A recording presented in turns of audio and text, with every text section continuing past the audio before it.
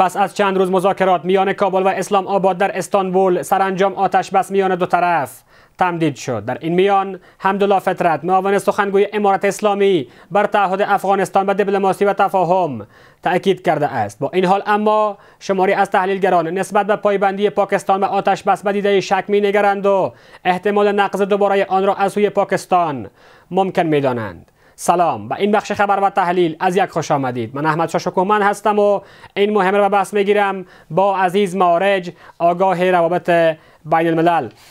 آقای مارج، ممنون که فرصت دادین. به گونه کلی بررسیتان از توافق بر سر تمدید آتش بس میان کابل و اسلام آباد در استانبول چیست؟ تشکر. نخست سلام به جناب شما و همکارای تکنیکی شما، شنوندگان و بینندگان محترم تقدیم میکنم. سپاس. ببینین، گپ خوبی است. حل مشکلات از طریق مذاکره، گفتگو یا به جای خشونت و جنگ، صلح و صفا و آتش بس بین دو کشور به نفع کشور است. به خاطر ترقی کشور است. محبت ایجاد کردن بین کشور، روابط ایجاد کردن، روابط سیاسی، اقتصادی، خصوصا تجارتی و اجتماعی. بله. اما یک مسئله است که امی جنگ، آغاز جنگ از طرف افغانستان نشده بود. درست. جنگ پاکستان آغاز کرد. ضرورت هم به صلح و به نشست پاکستان داشت و این برنامه را از طریق خود ایجاد کرد. تعطیل و مثلا تحریم کردنشان هم از طرف ازیا صورت گرفت.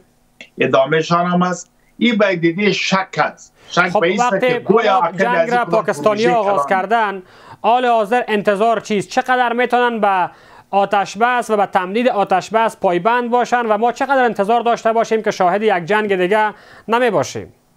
نه، این خود امکان نداره. در 78 سال تجربه و تاریخ پاکستان نشان داده که همیشه تا کمیته ها ساختن. بله. تعهدات کردن، کمیسیون ها ساخته شده به سطح بسیار بلند به ناظرین با اعتبار. این خود قطر و ترکیه است که همه گیر فکر میکنه که قطر و ترکیه و پاکستان همه پیارتی امریکا است. درست. مگر جلساتی که نماینده ملل متحد حضور داشت، سند را میخواستند در شورای و خواست و کردن در شورای نه ثبت کردن، یک اعتبار حقوقی داشت، او را نقض کرد پاکستان بنابر منافع خود. بله. کمیته های مختلف، کمیسیون های مختلف، حتی توافقات استراتژیکی امضا شده و استخباراتی را بین خود امضا کردن، اما به این اطمینان نداشت به خاطر که تضمین قوی وجود نداشت و همچنان یک زور قوی نبود. اما این دفعه تقریبا 50% امیدواری مردم به ایست مردم افغانستان. بله. که پاکستان تا حال در طول تاریخ خود چنین حرکت یا جنگ یا حمله را از طرف افغانستان ندیده بود. این که سال 1949 طیاره آمد و پس زده شد و یا دو وقت نجیب حریم هوایی را نقض کرد و دوباره سرش حمله شد، این جزئی بود. این رقم جنگ جبهه‌ای و این رقم حمله با پستا و تا گرفتن پستا و اسیرا و جسدا، این را تا پاکستان تجربه نکرده بود در طول همه قدر وقتی که ایجاد شده پاکستان. درست. منتها این دفعه فکر میکنن که این بازی بار دوم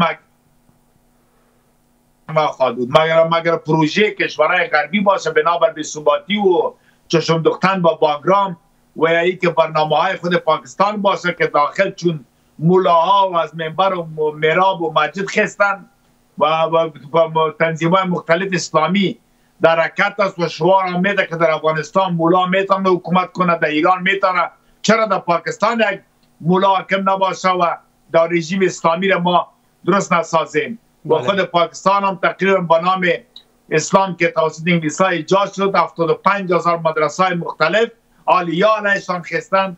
این خود به ثباتی را به وجود آورده و مردم پشتون و بلوچ به خاطر آزادی خود یک تهدید کلان برای پاکستان هم است و از ضمن پاکستان میخواه که پروژه کشورهای غربی را پیش بره که مردم خدا هم فکرش آدرسش دیگر طرف کنه و از این ابرار معیشت کنه. حالا با این وضعیت پس پیشبینیتان این است که آقای مارج مشخصا پیشبینیتان با این وضعیت این است که خب پاکستانی ها به خاطر اینکه در واقع پروژه های کشورهای خارجی و ابرقدرت حالا از آمریکا و اسرائیل و بریتانیا بهش نام ببریم را پیش میبرند، پس جنگ دیگر هم محتمل است.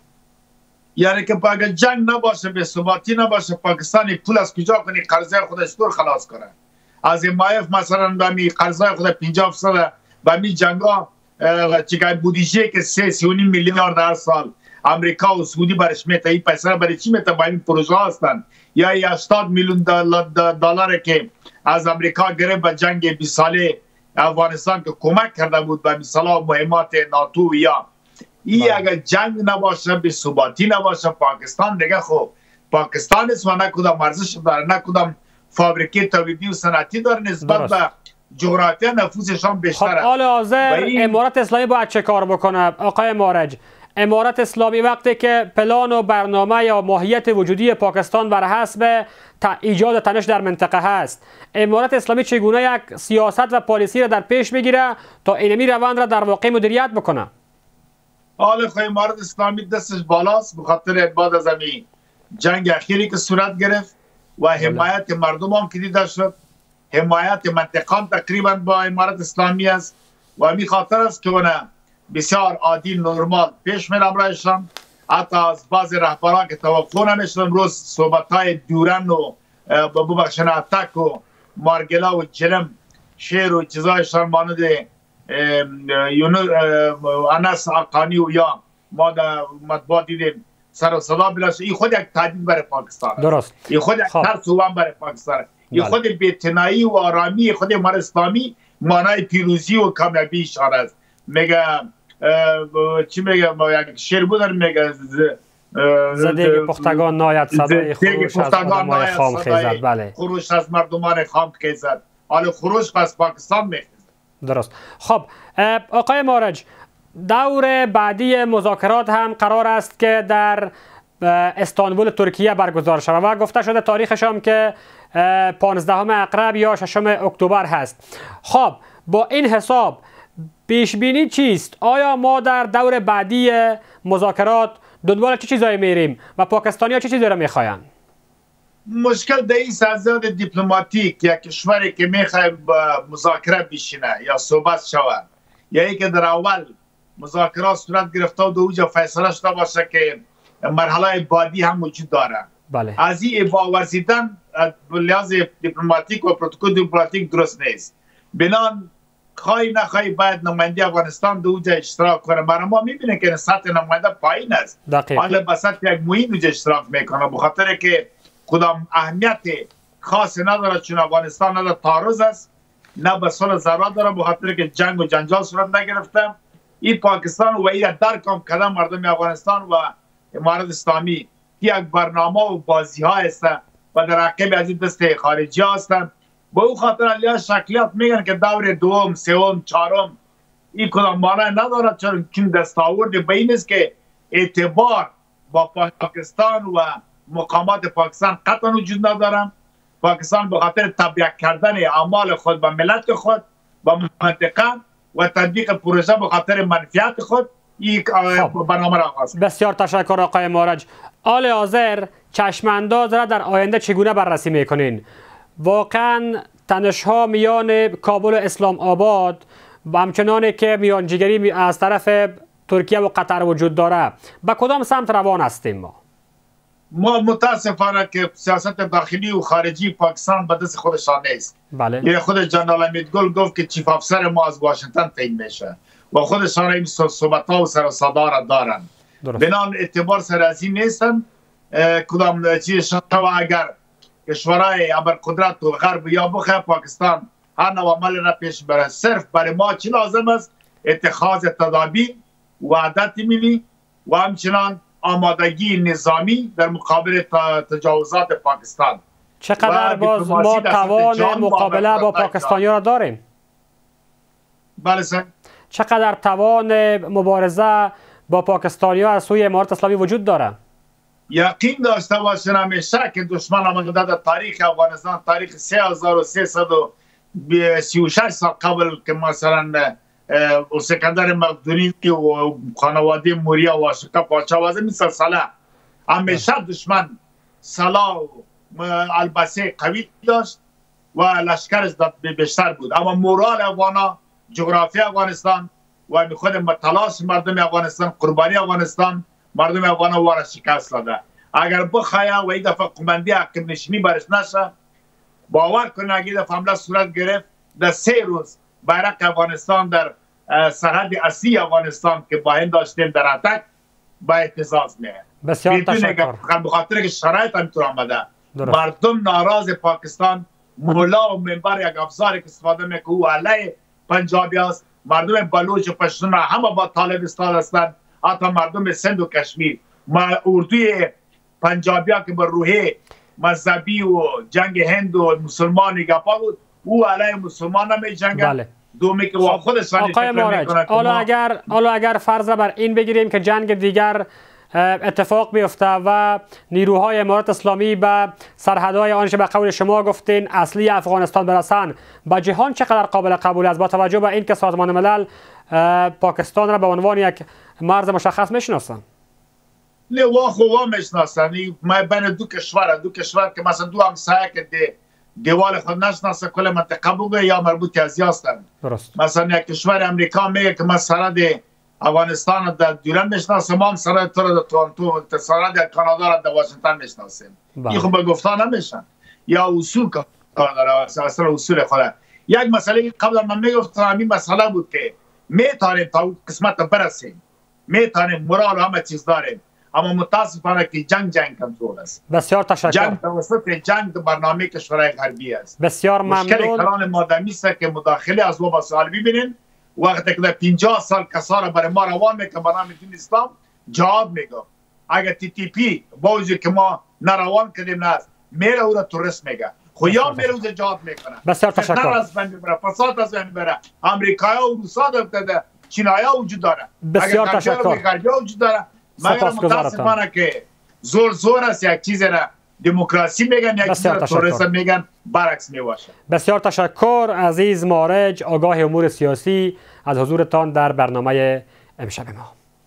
و ادامه خبرها. خلیفه سراج الدین حقانی وزیر داخله افغانستان با اشاره به تنش‌های پسین میان کابل و اسلام آباد تاکید کرده که موضوع تی تی پی مسئله داخلی پاکستان است و آن کشور باید مشکل‌های داخلی خود را خود حل کند. آقای حقانی افزوده که خاک افغانستان به هیچ کشور تهدید نیست و امارت اسلامی اجازه استفاده از خاک کشور را بر ضد کشورهای دیگر نمی‌دهد. ساجد کلمی بیشتر میگوید. سراج الدین حقانی وزیر داخله افغانستان در سخنرانی تازه‌اش گفته که تحریک طالبان پاکستان در سال 2003 در پی سیاست‌گذاری‌های نادرست اسلام آباد ایجاد و در اثر عملیات نظامی ارتش پاکستان به مناطق قبایلی به وجود آمد. آقای حقانی در ادامه به مذاکرات جاری با پاکستان در دوحه و استانبول اشاره کرد و اظهار داشت که مشکل اصلی در این مذاکرات این است که اسلام آباد حاضر نیست بپذیرد که تی تی پی مسئله داخلی آن کشور است و باید خود آن را حل کند. څومره از نه ناستی چې روانې دي موږ د دوی تر مابین په دې شي سر نه سره خلاصېږي چې ستونزه د خپله ستونزه ده، ورته حل لري، اسانتیا لري، سهولت ورکولی شي. ولې په مرتبه که د ټي ټي پي ستونزه ده موږ دې ته د حل لارې په کاراتو ماراتو دوی ته ولې د ستونزه مو په خپل د کور د ننه تاسو حل کړئ. سراج الدین حقانی هشدار داده که اگر بار دیگر صبر افغان‌ها آزموده شود این بار واکنش سختی نشان خواهند داد. وزیر داخله افغانستان افزوده که افغان‌ها در میان جنگ امتحان خود را دادند و هیچگاه در برابر امپراتوری‌های بزرگ جهان سرخم نکردند. او تاکید کرده است که افغان‌ها خواهان صلح و ثباتند، اما اگر کسی صبر آنها را نشانه ضعف بداند این یک اشتباه بزرگ خواهد بود. افغانستان یو میړانه قوم دی، یو غیرتي قوم و ملت دی. لکه د جنگ په میدان کې لوی امپراتورۍ ته تسلیم نشو، د خپل ازادي یې واخیستله، خو بیا هم د خپل اصلیت یې وساتو. چا سره یې تر خپل حریم د باندې تجاوز ونه کړو، په مشروع تجاوز کې چې موږ ته دا حق راکولی کېدو چې موږ دا کړی وای، خو دا مې ونه کړو، دا مې ونه کړو. از سوی دیگر تحریک طالبان پاکستان یا تی تی پی با انتشار اعلامیه تایید کرده که مفتی مزاحم معاون پیشین این گروه و یاسر یکی از فرماندهان سرشناس آن در باجوار آن کشور هدف حمله نیروهای پاکستانی قرار گرفتند.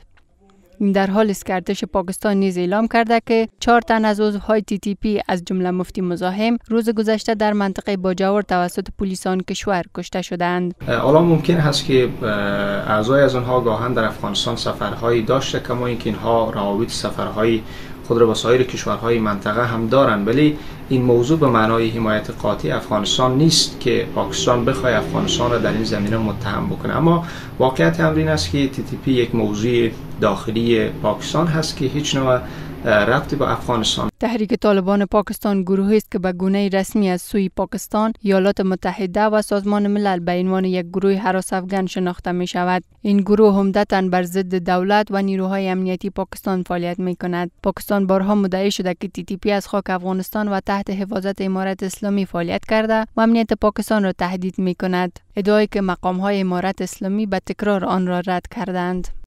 به همین ترتیب رسیدیم به پایان مجموع خبرهای ساعت 10 شب از تلویزیون جهانی 1. از توجه و همراهی شما سپاسگزار. وقتتان بخیر و خدا نگهدار.